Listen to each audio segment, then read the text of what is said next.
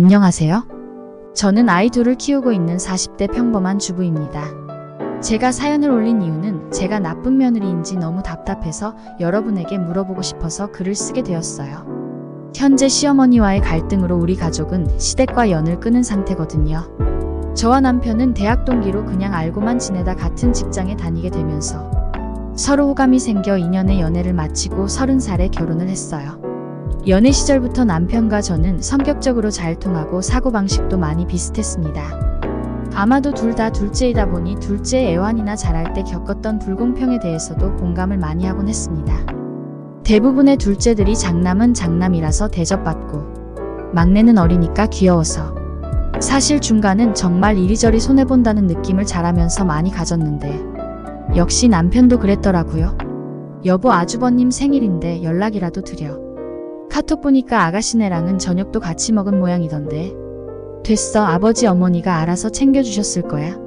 내가 연락한다고 좋아할 사람도 아니고 됐어. 그냥 막내 처제네랑 같이 저녁이나 먹자. 동서랑 야구 보면서 술 한잔하기로 약속했단 말이야. 저희 친정 식구들과 잘 지내는 남편의 모습이 고맙기도 하고 너무 기분 좋은 일이었어요. 하지만 정작 남편은 자기 식구들 사이에서는 겉도는 것 같아 마음이 안 좋았습니다. 그런데 저도 굳이 남편한테 억지로 가서 같이 어울리자 이런 말 안 했어요. 남편이 왜 그러는지 너무 잘 알거든요. 남편은 어려서부터 지금까지 형이라고 형한테 치이고 여동생이라고 여동생한테 치였어요. 그렇게 어쩔 수 없는 거 아니냐 하시는 분들이 계실 거라는 거 알아요. 저도 연애 시절에 남편한테 그렇게 얘기했었거든요. 뭐 그런 걸 아직도 담아두냐고. 그런데 결혼을 약속하고 시댁을 왕래하면서부터 알게 되었습니다. 그리고 남편에 대한 편애는 저에게까지 이어졌어요. 얘 큰애 집에 가져다 줄 김치 좀 담게 주말에 내려와라. 이번 주말에요? 그래 그럼 이번 주말이지. 언제겠니? 큰애 내 김치를 다 먹었다더라고. 아침 일찍 해야해지기 전에 끝나니까 아침 일찍 와라. 어머니 그런데 제가 주말 오전까지 연장 근무가 있어서요. 너무 아침 이르기에는 조금 힘들 것 같아요. 형님하고 먼저 하고 계시면 최대한 빨리 갈게요. 내 형님이 왜 와? 걔가 얼마나 바쁜데 그거 연장 근무하는데 네가 꼭 필요한 거야? 집안일 있다고 하고 좀 일찍 내려와라. 큰애 내 주말에 사람들 집에 온다잖아. 엄마 김치가 그렇게 맛있다는데 내가 갈 수는 없잖냐? 서울까지 언제 올라가? 그러니 너희가 좀 와서 돕고 큰애 내 가져다 주면 좋잖니? 아무튼 주말 일찍 오는 거로 알고 있으마. 항상 저에게만 막무가내의 시어머니 때문에 저는 시어머니가 걸어오는 전화가 엄청난 스트레스였습니다. 모든 게 다 장남을 위한 큰형님을 위한 전화였거든요. 사정이 있어 도와드리러 못 간다고 하는 날이면 시어머니께서는 그런 제 상황을 매우 탐탁지 않게 생각하셨습니다. 시댁에 갈 때마다 갖은 구박을 하시더군요. 형님과 항상 비교하면서요. 너희 큰형은 서울에 있는 대학 나와서 교수님 소리 들어가며 대학생들 가르치고 얼마나 대단하냐? 나는 우리 장남이랑 큰며느리 때문에 어디를 가도 어깨가 쫙 펴진다. 글쎄. 에이 어머니 저도 서울에 있는 대학 나왔어요. 저도 회사에서 팀장이에요. 제 나이에 팀장으로 진급하는 게 얼마나 힘든 일인데요. 너랑 큰 애가 같냐? 너희 둘은 그냥 달라. 큰애 걔는 얼마나 고상하냐? 거기에 비하면 너는 어이 무슨 여자가 그렇게 일에 목을 매며 사는지. 너희는 부부가 둘이 그렇게 회사 일에 목을 매는데 집도 친정에서 해준 거 아니야. 큰애네는 자기들 돈으로 제 집 장만 떡하니 하고 얼마나 보기 좋냐. 에이 어머니 저도 어머니 며느리예요. 그렇게 말씀하시면 너무 서운해요. 이것 봐 큰애가 나한테 어디 말대꾸 한번 하디 이게 교양 차이야. 그래요. 저희 큰아주버님 의사 큰형님 교수 일하시는 거 맞아요. 그런데 저희 신랑과 저 대기업 다니고 있어요. 교수랑 의사가 얼마나 버는진 몰라도 남들한테 손 뻗지 않고 여유있게 살아갈 만큼은 벌어요. 큰아주버님 집이요? 시댁에서 해준 거 저희 남편이랑 알고 있었어요. 장남이 집 하나 못해가면 여자 집에 가서 기죽는다고 해주셨거든요. 참 그런데도 항상 이런 식으로 말씀하시니 시어머니하고 저의 관계는 좋을 리가 없었습니다. 남편은 저한테 굳이 시댁에 내려가지 말자고 했지만 그래도 내가 살갑게 하면 남편도 집에서 사랑받을 수 있겠지 하는 마음에 넉살 좋게도 웃으며 다녔습니다. 결혼 준비하며 시어머니께 버럭한 사건 빼고요. 결혼식은 너희가 알아서 해. 너희 결혼인데 뭐. 대신 너희 형네가 했던 것보다는 약소하게 해라. 형보다 시끌벅적하게 하면 남들이 봤을 때 이 집은 장남보다 둘째가 더 돈을 잘 버는가 보다. 뭐 그런 소리 나올 거 아니야? 그럼 형 입장이 뭐가 돼? 저희가 결혼한다고 찾아뵙을 때 시어머니가 처음 하신 말이었어요. 이것뿐인 줄 아세요? 결혼식 준비 내내 서울로 쫓아와 따라다니셨습니다. 온갖 것을 다 참견하셨어요. 자기야, 난 이 디자인 좋은데 어때? 내가 봐도 이게 잘 어울리는데 이걸로 하자. 저기요, 아가씨, 이 사진보다 더 차분한 거로 보여줘요. 엄마, 저희 결혼식이잖아요. 저희가 알아서 할게요. 너희들은 생각이 있는 거냐 없는 거냐? 너희가 너희 형 입장은 생각 안 해? 제가 드레스를 고를 때도 큰형님 결혼식 사진을 들고 오셔서 참견하셨어요. 큰형님이 입었던 드레스보다 화려하거나 튀면 안 된다고요. 남편이 입을 예복 역시 장남인 큰형보다 좋으면 안 된다고 하시더라고요. 저는 말없이 드레스를 벗었습니다. 직원분이 어쩌고 하며 새로 피팅할 드레스를 가져다 주었지만 입지 않고 피팅룸을 나왔어요. 도훈씨, 우리 결혼 다시 생각하자. 내가 왜 남보다 못한 결혼식을 해야 해? 그리고 어머니, 이건 어머님이 선을 넘으신 것 같아요. 저희 결혼 도훈씨랑 양가 부모님 도움 안 받고 저희 힘으로 하는 거예요. 그런데 그것도 저희 맘대로 못해요?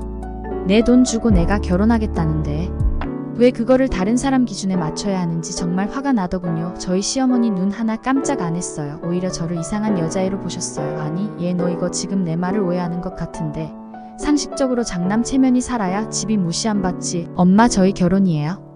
큰형 결혼이 아니라요. 엄마, 막내가 결혼하는데 시댁 어른이 사진 들고 쫓아다니면서 막내한테 이래라 저래라 하시면 괜찮으세요? 그럼 막내는 저의 결혼식보다 못하게 해야겠네요. 아이고, 원참 얘 너희 그렇게 하면 식장에서 집안 욕한다. 그래도 그렇게 꼭 너희 뜻대로 너희 하고 싶은 대로 다 해서 너희 형 개망신을 줘야 속이 시원하겠냐? 듣자 하니 정말 말 같지도 않은 소리라 참을 수가 없더라고요. 남편은 대체 무슨 죄고 나는 이게 무슨 취급을 당하는 건지 정말 참을 수가 없었어요. 버럭 소리를 질렀습니다. 어머니, 지금 제 앞에서 도훈 씨 망신 주는 거 생각 안 하세요? 어머니, 저희 결혼 준비하는 내내 쫓아다니시면서 장남보다 못하게 하라 계속 말씀하셨어요. 어머니, 이렇게 하시는 거 도훈 씨 무시하는 거예요. 어머니 말씀대로 장남보다 못하게 결혼할게요. 저희 결혼 준비 저희가 알아서 할 테니 그만 가세요. 결혼식 날 뵐게요. 제 말에 시어머니 씩씩거리며 한참을 노려보더니 휙 나가버리시더군요. 그 뒤로도 결혼식 직전까지 틈틈이 전화해서 예식장 사진을 찍어보내라, 예물 사진을 찍어보내라 난리였어요. 남편이 앞장서서 연락들 다 무시했고요. 저희 할 수 있는 한 최대한 멋있게 했어요. 드레스, 패백, 피로연까지 했습니다. 결혼식 내내 시댁 식구들은 얼굴 한가득 불만이었고요. 그러거나 말거나 우리 인생이다를 외치며 결혼식을 마쳤죠. 그런데 그렇게 결혼식을 마치고 나니 저에게는 엄청난 미운 털이 박혔습니다. 남편에게 향했던 편애가 저에게 내려오게 된 거예요.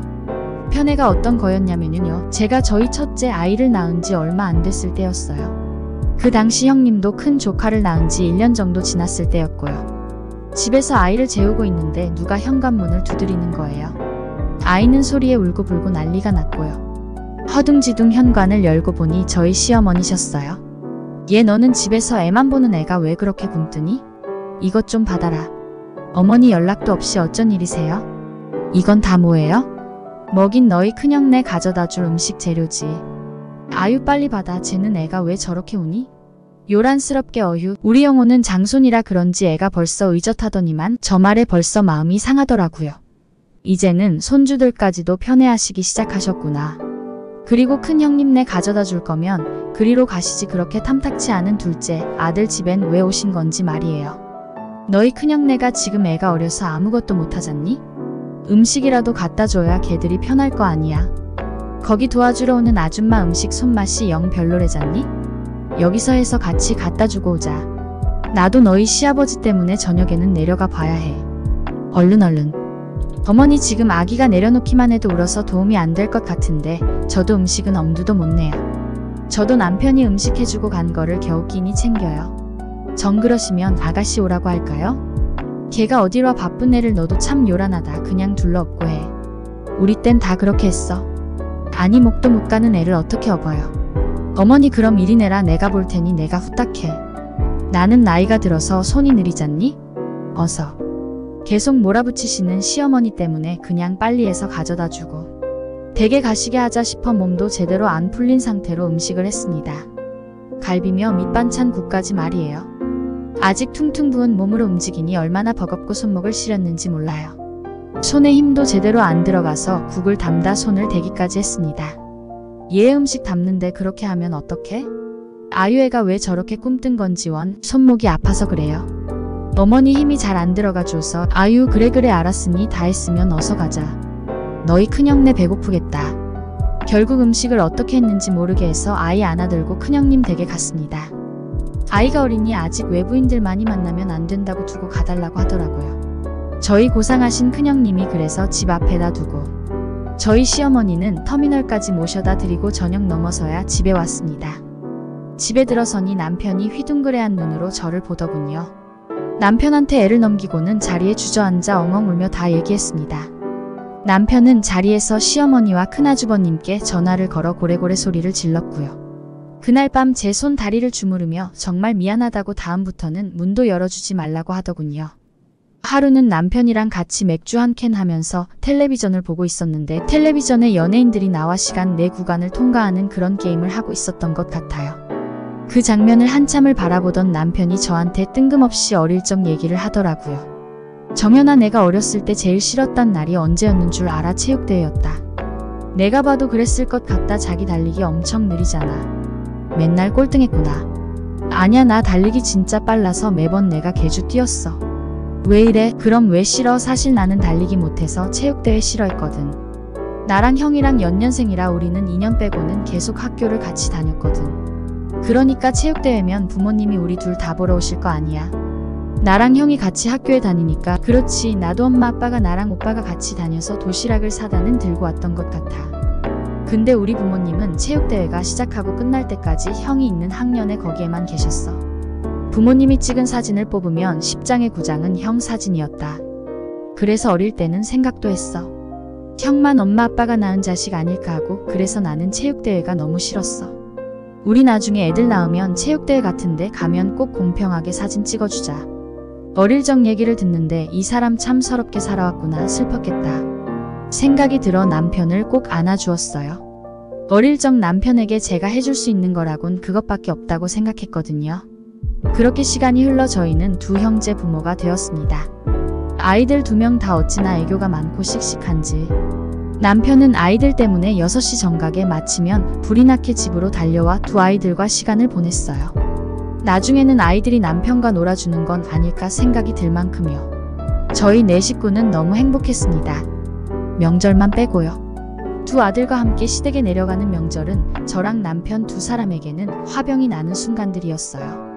태호야, 태영아, 영호 형은 우리 집에 어떤 사람이지? 영호 형은 우리 집 장손이요. 그렇지, 그럼 장손은 어떻게 대해야 해? 존댓말 쓰고 형한테 좋은 것들 챙겨줘야 해요. 그래, 그러니까 태호, 태영이 용돈도 영호 형한테 할머니가 주는 거야. 알겠지? 영호 형이 큰 사람이 돼야 우리 태호, 태영이도 좋지. 영호는 저희 큰아주버님 댁 아이, 태호, 태영이는 저희 아이들입니다. 대화 내용이 어떠세요? 오지도 않은 큰아주버님 내외와 큰 조카를 공경하라고 계속 저런 식으로 말씀하셨어요. 저희 큰아주버님 내외요. 우리 남편한테 형제가 있는 건가 싶을 만큼 정말 본 적이 없어요. 명절에는 큰형님 친정 부모님 모시고 그렇게 여행을 가시거든요. 저희에게는 명절 음식 하는데 보태라고 돈만 주고 말입니다. 그런데도 저희 시부모님, 큰아주버님과 저희 남편을 이어서 이제는 손주들까지 저러시더라고요. 저희 시어머니 정말 너무 싫었습니다. 용돈이 문제가 아니라 저희 아이들까지도 차별하시니 정말 너무 화가 나더라고요. 그러던 어느 명절날 웬일인지 큰아주버님 내외가 오셨더라고요. 저는 무슨 대통령이라도 방문한 줄 알았어요. 저희 시어머니 버선발로 뛰쳐나가더군요. 아이고, 우리 장남 뭐하러 왔어? 우리 장손도 왔네. 큰아가, 너는 가뜩이나 평소에 큰일 하는 애들이 좀 쉬지 뭐하러 왔어? 아니요 엄마, 이 사람이 영우 데리고 같이 오자고 한 거예요. 엄마랑 아버지 못 뵌 지 오래됐다고. 재수씨 잘 지내셨죠? 일찍 가서 같이 거들어야 했는데 죄송해요. 아니야, 쟤는 체력이 좋아서 일 잘해. 내 동생도 같이 하잖아. 걱정하지 말고 어서 들어가자. 아이고, 우리 영우 추워요. 추워. 예, 너는 얼른 전 좀 더 부쳐서 드려봐라. 그 좁아터지고 낡은 부엌에서 쪼그려 앉아 전을 부쳤어요. 전 냄새야 지나갈 때 맡으면 좋죠. 온종일 붙이고 앉아있다고 생각해보세요. 느글거리고 눈도 매워요. 저희 시어머니요? 큰아주버님은 당연한 거고, 큰형님이라도 부엌에 들어올라 치면 큰일 하는 사람은 그런데 들어가는 거 아니라고 해요. 동서 쉬어야 하는데 나 때문에 미안해. 내가 강의가 많아서 진이 다 빠져서 말이야. 너무 많이 할 필요 없어. 조금만 해. 나 먼저 들어가 있을게. 큰형님은 저한테 멋쩍은 표정 지으며 방으로 홀랑 들어가 버렸고요. 떨어진 재료를 사러 갔다 돌아온 남편이 상황을 보고 집에 가자고 했지만 그냥 달랬어요. 명절 때만 본다 생각하고 그냥 넘어가자고요. 들어가서 부딪히면 뭐합니까? 어차피 장남이 최고일 텐데요. 저는요, 차라리 저희 시어머니가 저희 남편한테 남자는 일하는 거 아니라고 저리 가서 쉬라고 말씀해 주시길 바랬어요. 많이 붙여야 하니 같이 하라고 하는데 왜 제가 눈물이 날 것 같았는지 몰라요. 정말 너무들 하더라고요. 그런데도 남편은 집으로 돌아오는 길에 저한테 미안하다 사과를 해요. 다음 명절부터는 우리도 당신 친정 가서 있자고요. 저는 그래도 시댁에 꼭 들르자고 했어요. 할 도리는 다 해야 한다고 생각했어요. 못된 마음이지만 괜히 꼬투리 잡히고 싶지 않았거든요. 그러던 어느 날 시아버님이 돌아가셨다는 전화를 받았어요. 평소에 지병이 있으셨던 터라 가족들 모두 어느 정도 마음의 준비는 하고 있었지만 막상 현실로 다가오니 정신이 없더군요. 정신없이 시아버님의 장례를 치렀어요. 발인을 마치고 돌아오는 길 저희 시어머니가 저희와 함께 살겠다고 하시더군요. 시아버님도 안 계시는 고향에 혼자 살기 싫으시다고요. 당신 나이 70이 넘었는데 살아봤자 얼마나 살겠냐고 자식 곁에 살고 싶다고 하셨어요. 갑자기요, 이렇게나. 갑자기 당신이 그렇게 애지중지하던 장남댁에는 왜 안 가시고 우리 집에 오신다고 하는지 저는 이해가 되질 않았어요. 남편도 같은 생각인 듯 했고요. 엄마, 우리 집은 공간이 좁아서 오시면 지내시기 불편하실 거예요. 형네 집에 가서 지내시는 게 엄마 지내시기에 훨씬 편하실 거예요. 거짓말이 아니라 저희 4식구가 사는 집은 방이 3개입니다. 저희 부부방 아이들 침실 하나씩 쓰고 나면 살림살이는 베란다에 보관해야 했거든요. 그런데 저희 어머니 아이들 둘이 한 방을 쓰고 나머지 한 곳을 자기에게 주면 되지 않냐고 하시더라고요. 불가능한 건 아니에요. 그렇지만 아이들이 쓰던 공간을 다시 합치고 방을 시어머님 방으로 만들 생각을 하니 이래저래 복잡해지더라고요. 아이들도 분명 같은 방을 더 투닥거릴 테고요. 그렇지만 저희 시어머니 아주 완강하셨어요. 곧 죽어도 우리 집에 오셔야겠다네요. 그 옆에 있던 저희 큰아주버님 내외 아주 조용하시더라고요. 미리 어머니께 눈치를 주신 것 같았어요. 아가씨는 당연히 남편 때문에 안 된다고 했고요. 그런 자식들을 보자니 저희 시어머니가 불쌍하게 느껴지더군요. 여보, 우리가 어머니 모시자. 어머니 혼자 계시게 하는 것도 마음에 걸려. 제 말에 남편은 괜찮겠냐고 저에게 재차 묻더라고요. 저는 괜찮다고 했습니다. 어머니 가까이에서 서로 살 부딪히며 지내면 사이도 더 가까워질 거라고 생각했어요. 그렇게 저희는 어머니와 함께 지내게 되었습니다. 그리고 제 시집살이도 그렇게 시작되었어요. 얘, 너는 아무리 밖에서 일을 한다고 해도 그렇지 반찬 이게 뭐냐? 세상에 이걸 먹으라고 차린 거냐? 너는 여태껏 너희 남편에게 이렇게 먹였니? 엄마, 이게 뭐가 적어요? 이 사람이 자기 아침잠 줄여가면서 아침부터 얼마나 부지런히 했는데요? 아니, 그렇게 부지런 떨어서 한 게 이거면 살림을 다시 배워야 하는 거 아니냐? 아니, 이게 무슨 반찬이라고? 허이구, 그래 그냥 먹으마. 제가 중지 그릇에 간장 하나만 내놓고 식사하라고 한 것도 아니고요.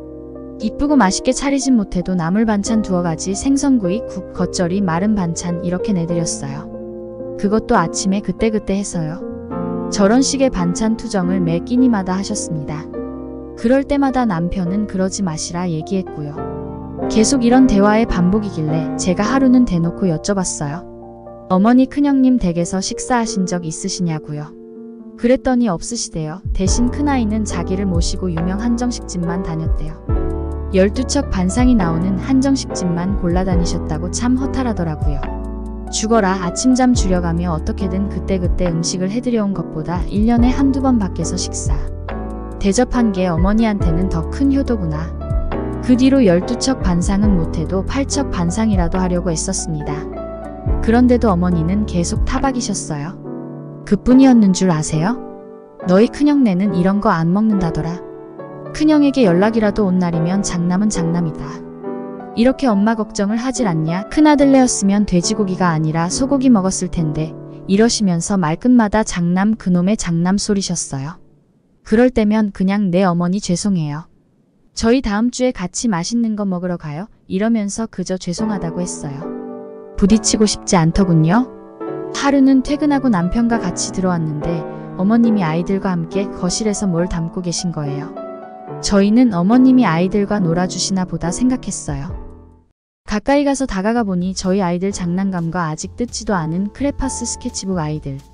생일 선물로 받은 책을 담고 계신 거예요. 어머니 지금 뭐 하세요? 너희 애들 이거 쓰지도 않는다길래 너희 큰형네 가져다 주려고 한다. 애들도 장손 가져다 준다니 선뜻 주더라. 어째 저희 부모보다 애들이 더 낫네. 저한테 까탈스럽게 구시고 저희 남편한테 장남인 큰형님 얘기하는 것까진 참을 수 있었는데 아이들한테까지 그러시니 정말 화가 나더라고요. 지금 우리 애들한테까지 그러시는 거예요. 저희한테 했던 것처럼. 얘가 왜 갑자기 소리를 질러 너한테 무엇을 했는데. 뭐라시긴요. 어머니 저희 결혼 초부터 지금까지 계속 장남 그놈의 장남 소리. 지겹게 하시더니 이제는 애들한테까지 그러세요? 저희 애들한테까지 장손 찾는 거 그만하세요. 영호만 손주예요. 저희 애들은요. 얘들도 어머니 손주예요. 앞으로 애들한테 장손 얘기 그런 말 같지도 않은 소리 하지 마세요.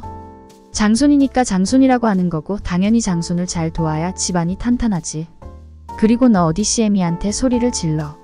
소리 지른 건 죄송해요. 그런데 우리 애들한테까지 양보해라 그런 소리 하지 마세요. 아이들은 어른들의 큰 소리에 놀라 자리에서 얼음이 되어 엉엉 울었어요. 저는 아이들을 달래 방 안으로 들여보냈습니다. 시어머니는 아이들이 그러거나 말거나 고래고래 소리를 치셨어요. 그러더니 큰아주버님께 전화하시더라고요. 깼으니 데려가라고요. 그런데 이내 끊으시더라고요. 그리고 방에 들어가서 그냥 주무셨어요. 큰아주버님이요? 당연히 오지 않았습니다. 사람이 쉽게 변하나요? 저희 시어머니 뒤에도 아이들에게 끊임없이 장손 장남에 대해 주구장창 말씀하셨어요. 그렇게 시어머니의 장남 사랑은 꾸준했습니다. 그러던 어느 날 저에게 새 생명이 찾아왔어요. 두 아이를 낳고 한참 뒤에야 얻게 된 아이라 그저 감사하고 행복했습니다. 당연히 이 사실을 양가 부모님께 알렸어요. 저희 친정 식구들 잔치라도 벌일 기세였어요. 그런데 저희 시어머니 뭐라고 하신 줄 아세요? 아니 너희는 젊은 애들이 그렇게 대책 없이 애를 싸질러 지금 나이에 애 낳으면 그것도 언제 키우고. 세상에 무슨 애만 싸지르고 있어. 애들이 가뜩이나 영우 그거 형제 하나 없어 기죽어 있는 거 그거 보면 가슴 아파 죽겠구만. 난 모른다. 너희들이 싸지른 거 너희가 알아서 잘 키워. 말 듣자마자 저요 바로 애들 데리고 짐 싸서 친정으로 왔습니다. 남편한테는 정말 미안한데 당분간 어머니 얼굴 보고 싶지 않으니까 어머니를 큰형님 댁이든 아가씨 댁이든 가시라고 하라고요. 남편도 저에게 정말 미안하다며 어머니를 내보내겠다고 했습니다. 일주일 정도 지났을까요? 시어머니가 전화를 해왔어요. 본인이 말실수했다고 미안하다고 집에 이만 들어오면 안 되겠냐고요. 나이든 노인네가 갈 곳이 너희 말고는 어디 있겠느냐고요. 바보같이 저는 또 이 말에 마음이 약해져 집으로 들어갔어요. 한동안은 정말 평화롭고 조용하게 지냈습니다. 그러던 어느 날 시어머니가 출근해 있는 저에게 전화해서 들어올 때 미역 좀 한가득 사오라는 거예요. 미리미리 미역을 많이 먹어둬야 한다고요. 와서 미역국 좀 끓이라고 하를 꾹꾹 눌러 집에 가서 어머니께 넌지시 물어봤어요. 어머니 아가씨는 출산일이 언제래요? 미리 계획해두고 임신하신 거래요? 좋은 달에 아이가 태어나면 좋을 텐데. 아니야. 갑자기 생긴 거라더라.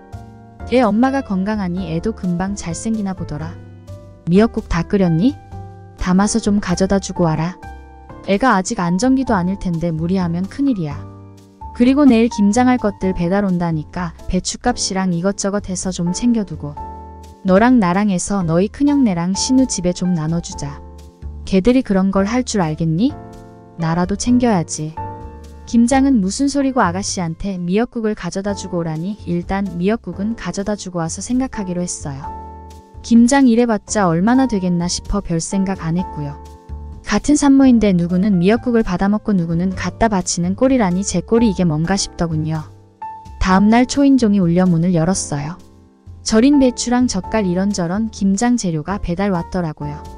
결제하려는데 값이 생각 이상인 거예요. 총 얼마나 시킨 거냐 물어보니 배추만 150폭이라고 하더군요. 일단 상황을 정리해야겠다 싶어 계산하고 남편이 집 안으로 물건들을 옮겨놓기 시작했어요. 거실 한가득 자리를 차지하더라고요. 저희 시어머니 저보고 옷 갈아입고 나오래요. 우리 둘이 얼른 담아야 오늘 안에 애들한테 가져다 준다고요.